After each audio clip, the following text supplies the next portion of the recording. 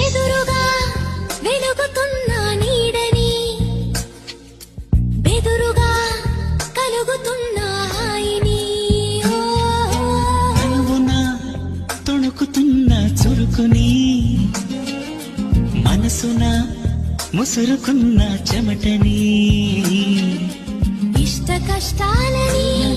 ఇప్పుడేమంటారు ఈ మోహమాటాలని మరి ఏమంటారు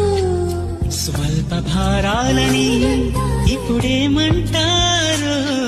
సమీప దూరాలని అసలేమంటారు జారి నిందిని దొరలాంటి దొంగని ఆడే కొంగుని పరిమళించే రంగు